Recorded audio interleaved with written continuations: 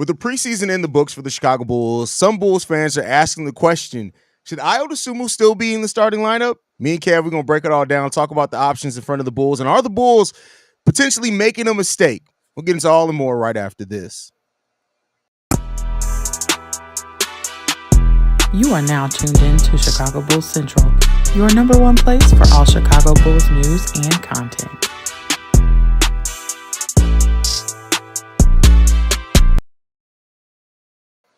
What's going on, Bulls fans? Welcome to another episode of Chicago Bulls Central, your number one spot for everything Chicago Bulls related. We got Big Kev in the building tonight. What's going on, Kev?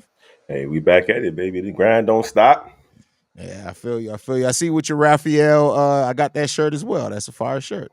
I had to change my hat. Log in. We had the same hat on. I mean, I don't know why you had this hat on. It didn't match that shirt anyway. I just wanted to wear it. Kev is definitely at the old man age. He don't care about matching nothing. It's just I wanted to wear this shit. But nonetheless, that's what the Bulls may be saying as well with their starting point guard position. So Josh Giddey, who was the new acquisition, we all kind of understood that Josh Giddey was going to come in and more than likely be the starting point guard. The Bulls made that investment as far as trading Alex Caruso, the best asset for him. And they ultimately want to also get a look at what he looks like out there with Kobe and Zach and everything before they extend him. Now, Dosunmu was an absolute baller in preseason. And I think by every stretch of the imagination, every statistical category except rebounding and assists, he dominated Josh Giddey. And when you look at it, like it wasn't even close, plus minus everything. They were a more effective team. And the question I want to throw to you on this one, Kevin, we'll break it down. Should Dosunmu be starting? That would move Kobe White to the point guard instead of Josh Giddey. Or do you think that the Bulls are making the right decision with having Josh Giddey starting next to Kobe as the point guard? Now, should Io be starting? Yes. He definitely should be starting. He's earned it in the last 2.5 years, going into his third. What is his fourth season now? Or is it third season? I think it's his third season. No. Last year was his third season. So he's going into his fourth year. He's earned it. He's gone out there and left it all on the court ever since he's joined this team. Will he start? Absolutely not. They're not going to start him because they traded for Josh Giddey to run the show. That's just the reality of it. I don't expect them to start him, but he should start. He gives you way more defensively. He shoots the three better. He knows this team. He's a member of the squad. Like, he's one of the squad, bro. So him and Kobe backcourt last season was solid. I think he should start, but the Bulls aren't going to start him. Now, will he start eventually? Absolutely. I feel like he's going to start eventually. Something's going to happen where either Josh Giddey plays his way out of the starting rotation or somebody gets hurt and Io will be in the lineup. It's just how it goes. Every year we see Io start some games at least, especially when he's coming off the bench. Now, coming off the bench is not a bad thing for Io, though, because he'll be I agree with you. It's like people look at coming off the bench like a demotion. I was actually talking to Swiper over from Locked On Nuggets, and he was like, I can't believe y'all are playing Io off the bench. I said he's probably still going to get close to 30 minutes. Yeah, but he's not starting. Starting isn't like the end-all, be-all in every case. It's about how you use, and best believe, Dosunmu has a very important role for the Chicago Bulls team. Go ahead, Kev. And here's the thing. It's not, and especially for this Bulls team, it's not how you start, but how you finish. If he's finishing the fourth quarter, that's better than starting the first quarter, in my opinion. And honestly, the defense off the bench, his offense off the bench, we've seen it in the preseason, time in and time out. He's the one that comes in. He's the run stopper. He comes in and stops the bleeding. Whatever's happening with the starting lineup, maybe they don't get off to a good enough start. Io definitely going to come in and give you 2 layups, a 3, a steal, and a dunk to just period. So I'm not mad at him coming off the bench. Some people put a little bit too much stake in starting, I guess, these days in the NBA. But at the end of the day, him coming off the bench it's not a bad thing. He'll eventually start. Hold on real quick. Hold on. Shay, nobody's caring about your comments. Stop every time you come here and be like, I actually said, you be talking to yourself in the mirror. Shut the hell up, Shay. Oh, man, I didn't see that comment, Shay. But, hey, look, great minds think alike.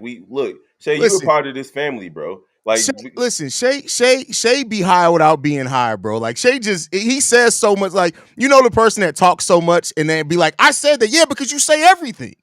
That's Shay. At the end of the day, Shay, man, you're right. There's nothing wrong with Io coming off the bench, but I do think he's going to get some spots start his minutes. Now, Kev, you're giving the political answer. I forgot who I was talking to. Let me ask the question the way I need to ask you to get the answer. What is better for the team? Who's I the already better told you. starter option for the I already team? told you. Ayo's the better starter. I already Okay. said that he should be starting. That's the first thing I said is that he should be the starter, but he's not going to be. That's all I said.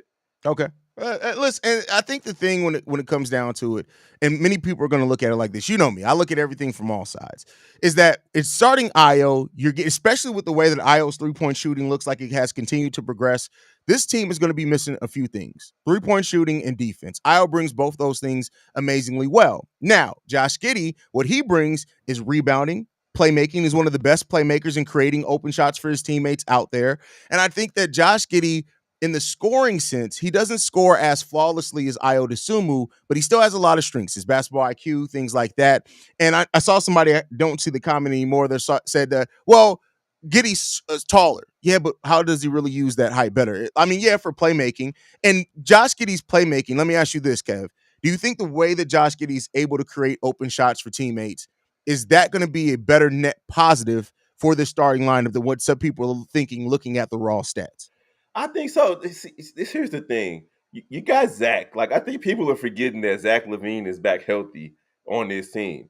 So Ayo benefits coming off the bench because Zach and Kobe going to be the number one, number two scoring options. And then they're going to try to get Patrick Williams involved. And Giddey's going to be not really a scoring option, but the facilitator out there. Lonzo and Ayo coming off the bench is going to be nasty. It's going to be nasty for teams around the league, bro. They're going to That's have a to fact. figure something out. So, like, again, I'm actually more excited about Ayo coming off the bench. Net positive, according to your question, yes. I think Josh Giddey running the show is it's gonna work. He shoots over 50% in the paint, bro. Like, Mm-hmm. what was it? Almost 60% in the paint. So, like, I'm not mad at that. His float game gonna be crazy too. You're gonna have to account for so many things on the Bulls offensively, which is why that's not necessarily our concern about the Bulls this year. 3-point shooting is a concern, but putting the ball in the basket is not. I know that sounds like a I get what you're conundrum. saying on that. No, I get what you're saying on that because those are It, different things, right? Like you can score, but you still need 3-point shooting to help stretch the floor, especially for a team that is trying to move away from heavy isolation. So, I mean, and there's ways to combat that if you don't have 3-point shooting, moving without the ball, slashing to the rim at the right times, where Giddey can very well take advantage of that. That's why I've said many times is that with Giddey being on the court, everybody has to move without the ball. And if you don't do that, you're going to make it so much easier to defend because it's not like, and hats off to Giddey. He's taken 3-point shots this preseason. He hasn't hit them, but he's shown no reluctancy to take the shots at least. And hopefully at some point those start going in for him. But if you're moving without the ball, you can create spacing that way. And that's why I think that has to be a big focus for this Bulls team this year is moving without the goddamn basketball. because I know Matis is going to move without the ball. If Patrick Williams don't go out there and back cut, because when he did it last season, it led to dunks. Yeah. It led to dunks. So back cut, my guy, back cut. And I think Zach LaVine's going to move without the ball as well. But the rest, Vooch is going to be pick and roll, pick and pop. That's pretty much his game at this point, or maybe a couple of back down hook shots. I don't know, man. I'm not too mad at the whole Giddey acquisition. He's only 21. We got to see Yeah. what we can get from him. And the Bulls are in the middle of trying to evaluate him to see if they want to extend him or not. Anyway, they got to see him as often as possible to start the season, at least, to see if they want to give him that maybe $30 million that he's asking for. I don't know if he deserves $30 million, though. He's going, like I said on today's daily, you're gonna have to earn that 30 million. And that's not a shot at him. Everybody 30 million, you got to go out there and earn it, right? Now, I think the question is this too, that it's easy to kind of overlook in this. It's easy to say, well, Ayo should start because of these reasons, but you do also need balance off the bench. And no, Lonzo Ball being a player that's on a minutes restriction and not playing back-to-backs, we get it. Yes, he can be a stabilizing factor, but to me, you can't yet factor that into like your everyday plan just because of the nature of how Lonzo is going to play on this team. So to me, you also have to ask the question, okay, all right, even if you do say Ayo's better in the starting lineup, what can Giddey give you off the bench? And while he can still facilitate for Modest and Julian and those guys, I like Ayo. I think Ayo's better equipped to come off the bench and change the pace than what Josh Giddey is. And I think that's something you have to look at as well. Like Ayo with his defense, with his ability to push the pace, with his ability to shoot the three ball, with his finishing around the rim, with his also ability to play three positions. He can play the 1, 2, or the 3. I think you also have to weigh that in, that bringing that off the bench is a luxury you don't necessarily have in the same way as Josh Giddey. And I think that's something you got to look at too. And most importantly, scoring the basketball. Ayo could give you 15 points off the bench this season, 6 man of the year type numbers this season. You're not going to get that from Josh Giddey. If Josh Giddey has to be a number 1 or a number 2 scoring option within his rotation, that's not going to be good for the Chicago Bulls. It's not. If we're out there like shoot the ball, Giddey, that's not going to be good for the Chicago Bulls. We don't need to rely on him to put the ball in the basket. We do want him to score some, but not at the clip that Io's going to score. And Io's not going to be able to score at the clip that he can score at in the starting lineup. He's just not going to with Kobe and Zach That's a LaVine good out there point. and Vooch Balance. out Yep, there. you got to balance the rotations. So yeah, That's a great point, Kev. That's an amazing point because like it's about and it's easy in a vacuum. Like I think some people, this isn't to offend anybody, so don't get offended. Don't get to typing and getting pissed off because you will get cooked. But the thing is that people look at it as like, well, just because you will get cooked. You will get cooked. Put everybody out there and just let it work out. It's like you got to balance, right? And so like it's easy just to think, okay, let's start Io. But then you, like you said, you got to think about what you're bringing off the bench. You need specific things off the bench. Io brings having a Swiss Army knife off that off the bench. That's such a benefit because get this: if this offense gets in its rhythm, right? If it gets in its rhythm, and then the defense is like, well, damn, Kobe's cooking, Zach's playing well, Vooch got 12 on us. What the hell? And then you bring in Io off the bench who can come and put another 16 on your head and shoot 40% from three. That's a different luxury. Whereas if you're bringing Giddey off the bench, you're mainly just looking at him as facility. Not to say that Giddey can't score. He's put up 17 points per game in the season, so he can do some scoring. But I think Giddey's scoring ability is maximized by being out there with players that take the pressure off him scoring wise, whereas Io's better equipped at times to take on more of a scoring load. I think in a way. And if I'm not mistaken, that 17 points a game was like before OKC is OKC, the OKC that they are now. You feel me? It was the season before last. They were still a great team, but I think they was a decent team. I think they were the ninth, eighth. Did they even make the playoffs? That they season? made the playoffs. They've made the playoffs 4 years in a row. So they but they had to be a play-in team that year. Then, if I'm not mistaken, that 17 points per game might have been a play-in team that first play-in year. But think about Caruso. When Caruso was coming off the bench, like when they had the team together that they wanted together with Debo and Zach, they were a play-in team. They won 40 games that season. So great point there, Kev. But at the end of the day, Io gonna be the new Caruso, and Caruso off the bench was better than Caruso as a starter because when we had to rely on Caruso to score, it was irritating. Now he had his abilities, like he could score, but when you had to rely on him to score, it was like, damn it, Caruso! Like, what was that, Caruso? Why did you do that? Why are we trying to have Caruso pushing the break? That's just not what he is.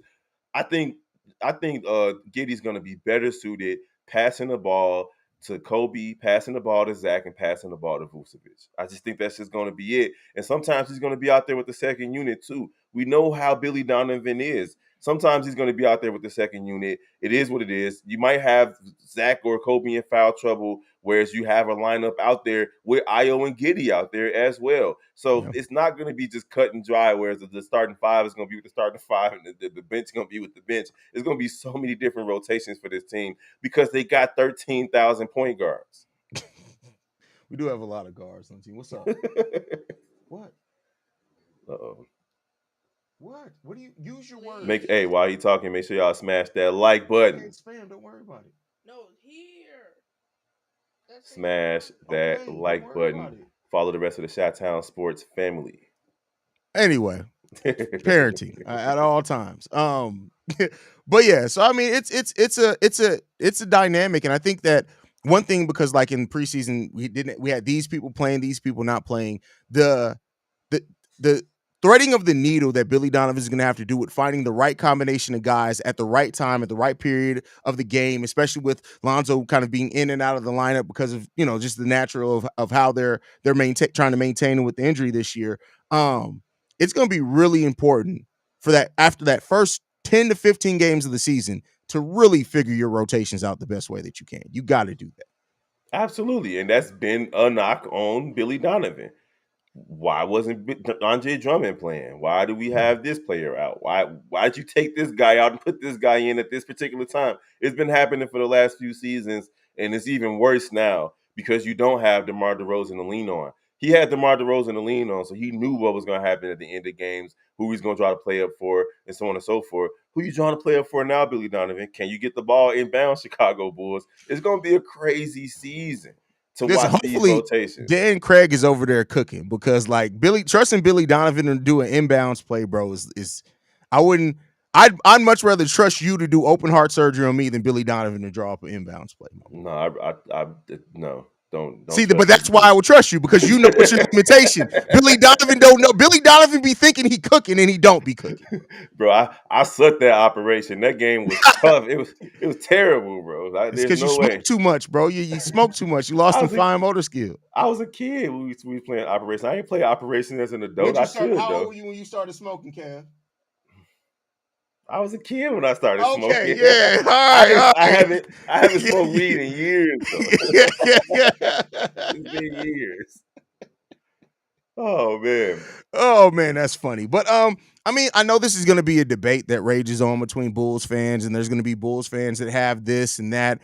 Even the crazies have started popping back up. We got an appearance from Keith Davis pop back up talking about Lonzo starting. Like it's going to be a really like, bro. The Bulls fan base is really listen. We still got Chris Duarte truthers, bro. After the preseason, I would literally was talking to somebody today in the comment section that was like, Chris Duarte does everything well in the game but score. I said, so the 3 turnovers in 4 minutes, the 4 fouls in 4 minutes, that's everything that's good about basketball. So What you no, mean? see, and this is the thing where people stop. No, you're trying to work too hard to sound smart, and you're a fucking idiot, and you're really disrespecting your mama's choice to not swallow you at birth, well, before birth, at conception, because you're a dumbass. Who's trying to? We're talking basketball. See, people like you can't separate the narrative enough to actually talk basketball because you don't have the intelligence to talk about the actual game. So instead, you say dumbass shit like this, and then you end up getting cooked. Your name's fucking Vernon. Like, let's just be clear here. Your mama named you in the fucking 80s and 90s after a name that should not have been used after the 40s. That shows how antiquated your thinking is. Don't try to talk basketball with us. I told y'all before at the start of this show, you will get cooked. Learn to talk the actual game because now you sitting there looking like a fucking dumbass, Vernon Rowe, and now you got cooked. Yeah, I mean, like Chris Duarte, I could do with Chris Duarte. Though. I do it at the YMCA every week. I go out there and I'll shoot 7 shots and hit 3 of them. You know, like it is what it is. But he's not even hitting 3 of them. Like I don't like his shot selection. I feel like he has I got to get mine mentality, and that's just not how winning basketball is played.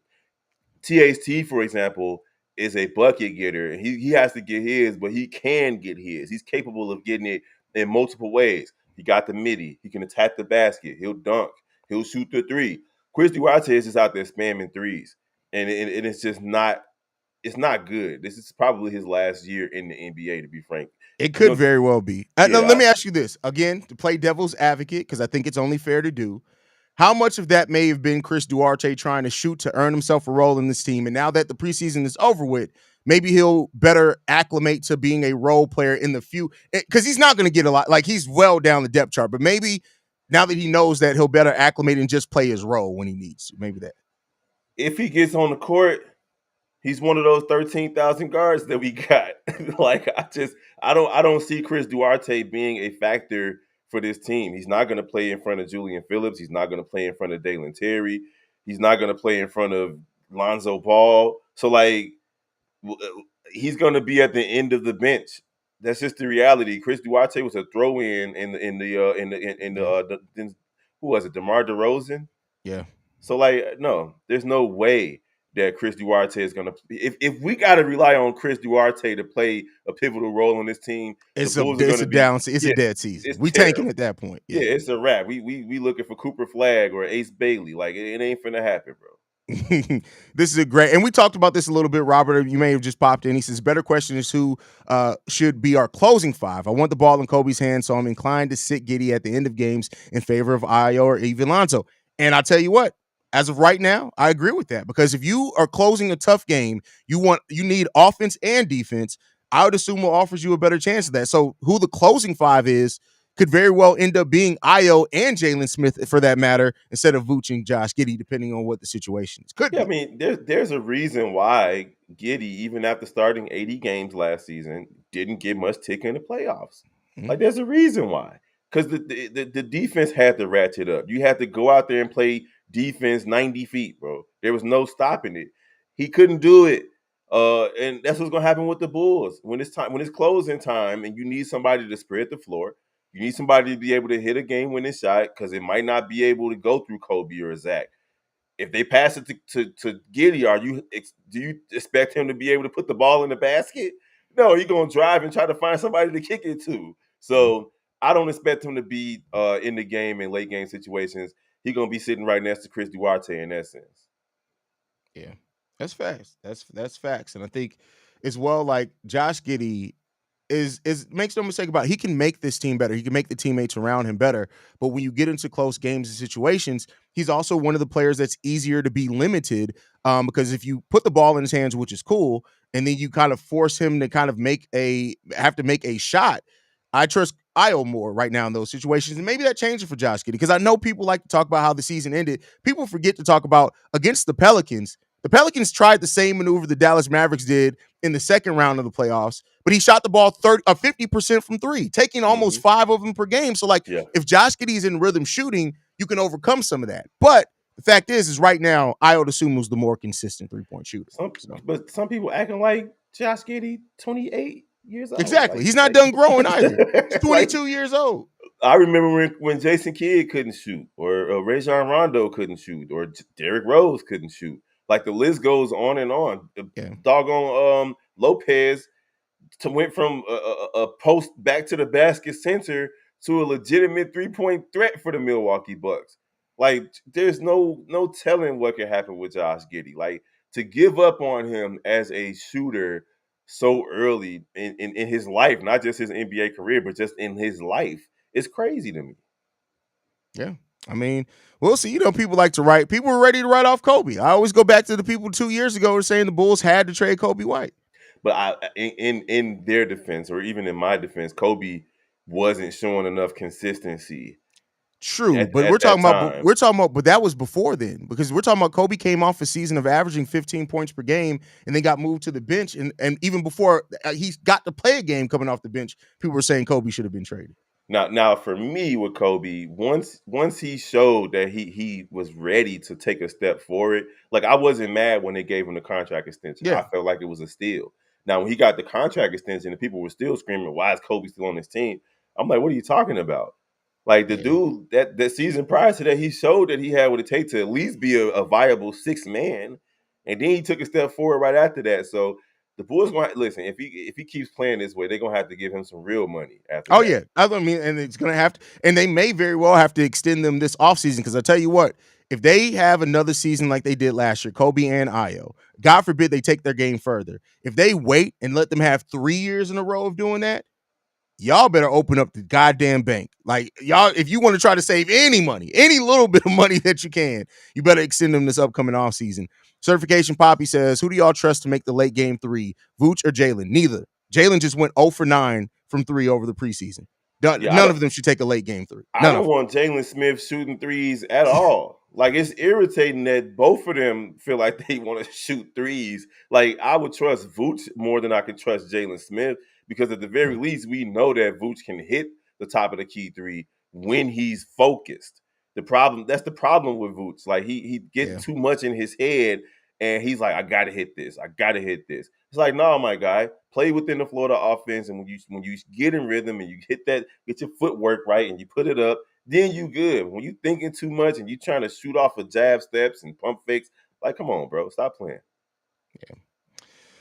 All right. Well, that's the conversation. Did we come up to a definitive answer? No, because there is no definitive answer to this. Because really, it comes down to situation. A lot of things play a role into something like this. But Josh Giddey is going to be the starter.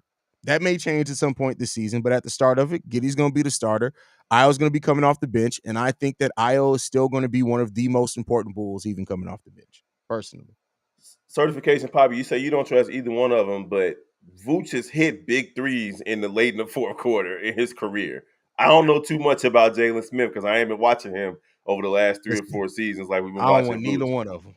But we've seen Vooch. We've all said, why did you just shoot that? He puts it in. Like, well, we don't.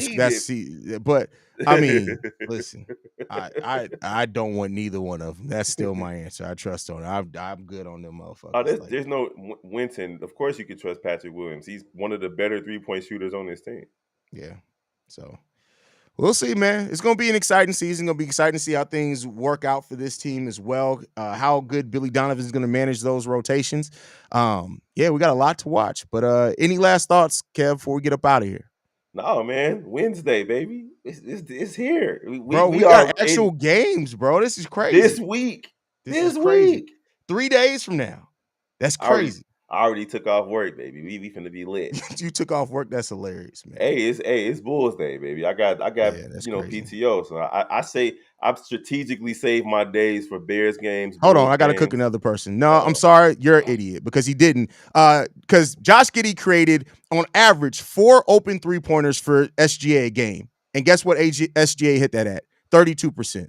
To say that Josh Giddey fed off SGA's passes, either you're just talking about offense or you don't know basketball and you're a fucking idiot. And that's probably why you use a dumbass fake model's picture instead of your own. So correct yourself, do better for your family, and don't get cooked anymore. Boy, look, yeah, that's just weird. But grown men who use other grown men's pictures as they avies is a special type of stupid. I barely want to wear another man's jersey, like another person's name on my back. But Certification Poppy over on Chicago Sky Central. Is that where we doing the WNBA Finals Game 5? Yes, where we doing over it at? Chicago Sky Central. Over on Chicago Sky Central, maybe tagged in NBA Central too, perhaps. But either one of those channels, you can catch the WNBA Game 5 with the best caller in the game, NC-Dub. This WNBA Finals has been epic. I don't care if you don't like women's basketball.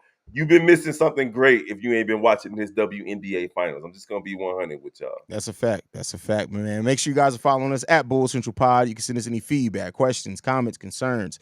BullCentralPod@gmail.com. Lastly, if you want to leave a text message and our voicemail for the mailbag, the number to do so, 773-270-2799. We're the number one spot for everything Chicago Bulls related. We out this bitch. Peace, y'all. Tell Kev to come through more often. This has been a presentation of the Break Media.